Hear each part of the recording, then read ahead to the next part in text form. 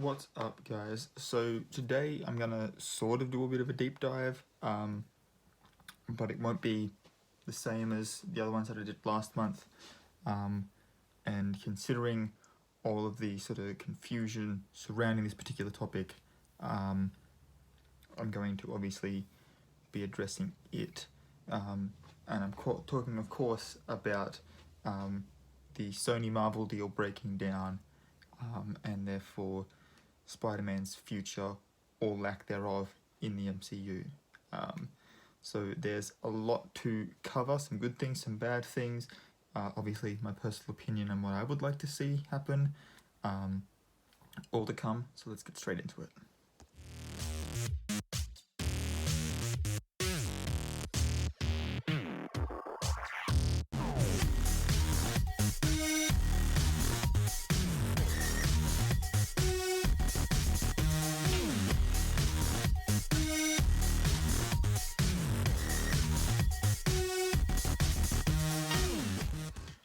All right. So obviously, in the last couple of weeks, news about the Sony Marvel deal regarding Spider-Man in the MCU has just disintegrated completely. I believe it was confirmed like a week or so ago that they had stopped all negotiations. Originally, Marvel wanted to increase their creative control and therefore their profits from the 5% that was in the original deal to 50%, considering that Far From Home had made over $1 billion. Sony, obviously, also being a company, was like, no,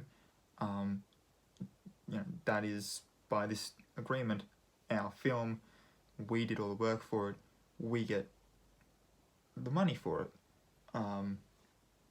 So yeah, a little bit of greed coming into play there on sort of both sides, but that is what had happened. Tom Holland and all of the other key cast members, as well as John Watts, the director. I don't think any other crew members, to my knowledge, but all of their contracts are to Sony, not to Marvel,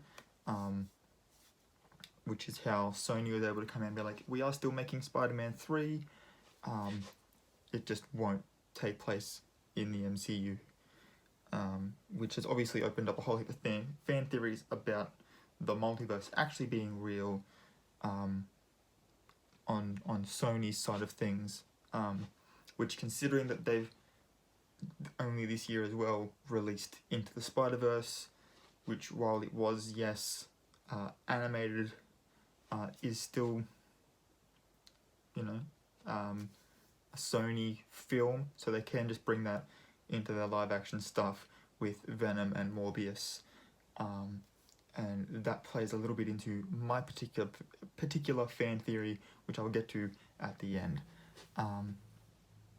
So Spider-Man, being solely Sony's at the moment, and I will address that comment in a second as well. But it opens up some possibilities, and these are all really exciting possibilities as well, of him crossing over into the I believe they call it the Sony universe of Marvel characters. I'm just going to refer to it as the Sony Marvel universe, like everyone else on the internet does. And yeah, so it'd be really cool to see him web slinging alongside Tom Hardy's Venom, fighting Woody Harrelson's Carnage like they do in the comics. That's going to be really cool to see, as well as obviously Morbius the Living Vampire is coming out, so that's going to be really cool to see how Spider-Man's going to interact with him on the screen. I believe there's a Kraven the Hunter film coming. That's also important to my theory, coming up in a second.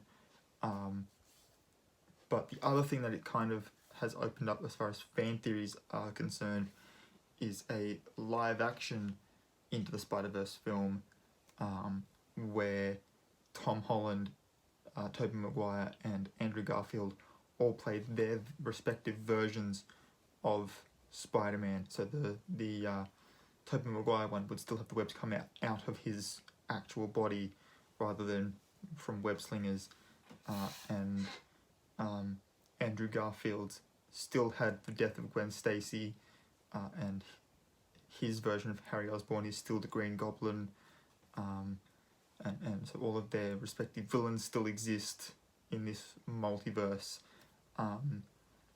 which, yeah, brings together a whole heap of kind of central characters to what Sony's been trying to do since Spider-Man 3, the Sam Raimi one. So yeah, that's going to be really cool to see if it happens.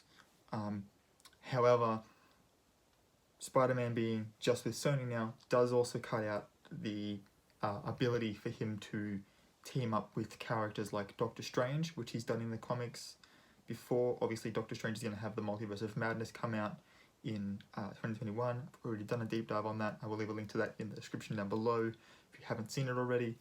And obviously, on Sony's side of things, there's the multiverse with like the I think they call it,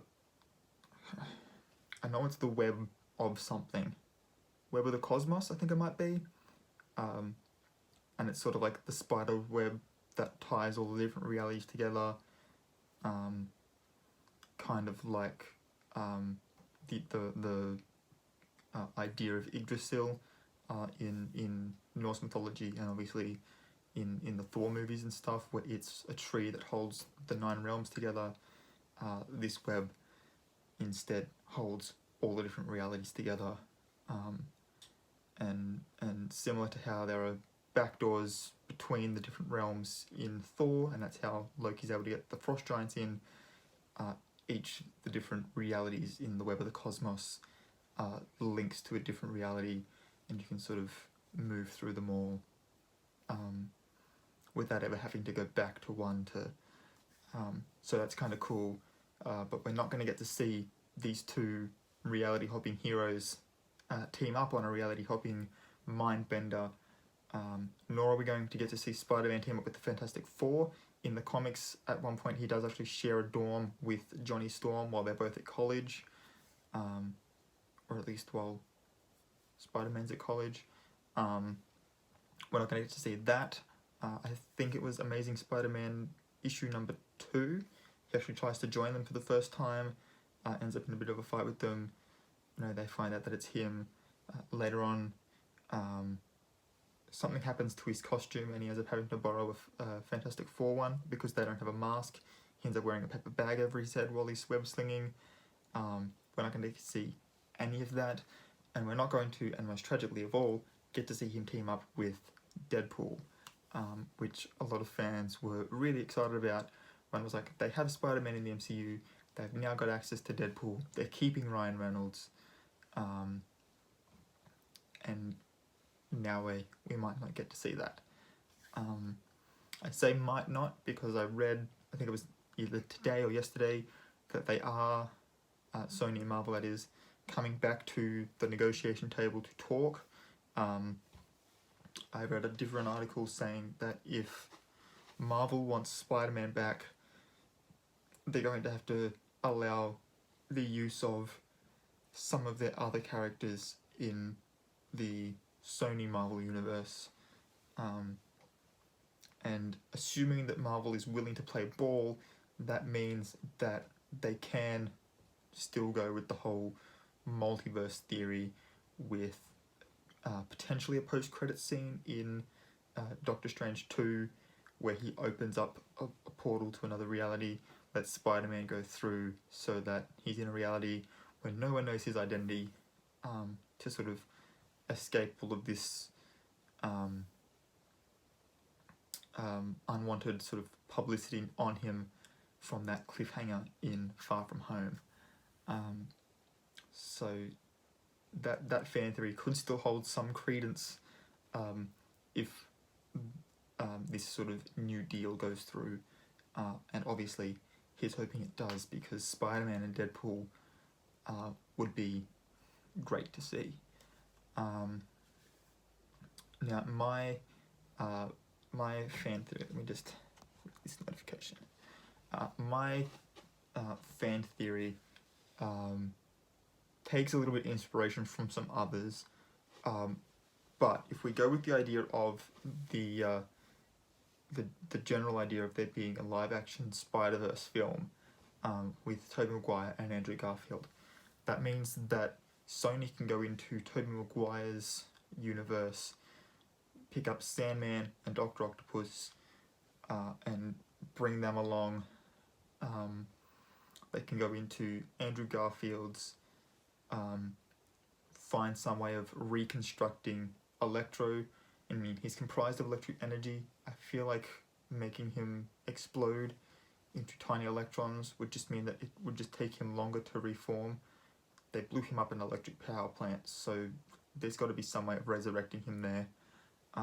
Bring him along as well, and then obviously from the MCU's version, we've got Vulture and Mysterio, and then Sony themselves in their Venom universe have Kraven the Hunter coming, and those 6 villains are the original 6 villains of the Sinister Six, which is the film that Sony's been trying to do for ages.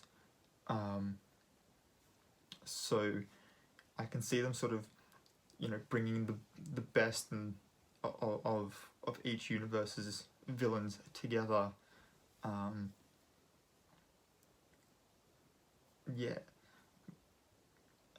I don't know how they would do that, what the story would be, if it would mean that they do what they did with the animated Spider-Verse film and have all of these heroes versus a team of villains that way, because obviously that side had, in that film, the quote-unquote Sinister Six was a female Dr. Octopus, Prowler, Scorpion, Tombstone, Kingpin, and they did have the Green Goblin as well, which makes 6 villains total in that film. And yeah, obviously if they bring Vulture from the MCU, they're going to bring the Tinkerer as well, which allows him to work with Dr. Octopus to help upgrade everyone's suits and stuff, enhance their powers. If they dive a little bit into the Sinister Six from the Spider-Man video game, obviously they've already used Kingpin in the animated one, so they might be able to get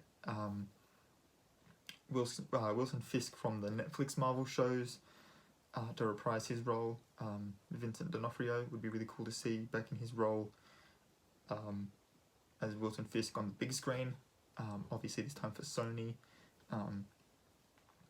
as well as, who are the other ones? Donald Glover would get to be the Prowler, obviously. I'm trying to go with the video game, aren't I? So in the video game, we had Electro, Dr. Octopus, Vulture, the Rhino, so we'd get to have Paul Giamatti come back as the Rhino. I was trying to think of who else was in that. Scorpion, obviously, we've got Scorpion in the MCU. So yeah, through all the different mediums of Spider-Man, I feel like there's some way of connecting it all together. Plus, if Sony is going to do a live-action Spider-Verse film, it would be really cool to see at least a reference to the video game as well, just to sort of bring the whole thing together, because Sony owns Spider-Man. The Spider-Man game is, I believe, at least at the time of release, was a PlayStation only, like PlayStation exclusive, and Sony owns PlayStation, so that can still be seen as a version of that, which could also mean that we'd get to see things like Taskmaster, and I can't remember the other, it's the weird one, she holds all the weird, can't remember. There's a couple of like little villains that you do challenges and stuff for in the video games. But it'd be really cool to see them at least get references and stuff.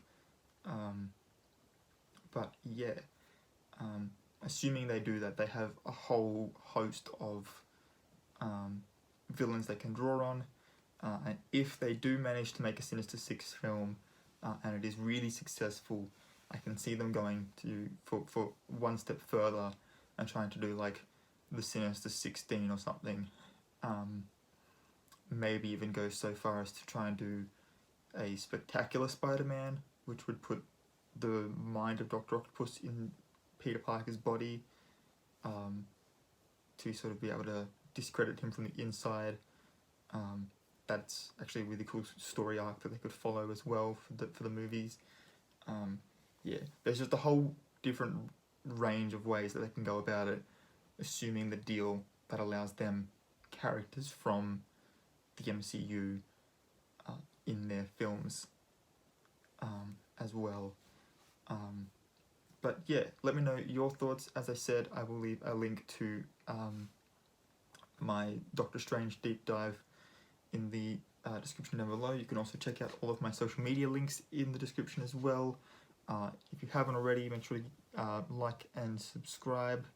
Hit the notification bell as well if you want to be notified when I upload new videos. I do at least try to upload every Monday, Wednesday and Friday, and it wasn't until I started making this video that I realised I didn't upload the video that I filmed and edited on Monday, so you will get both of those today.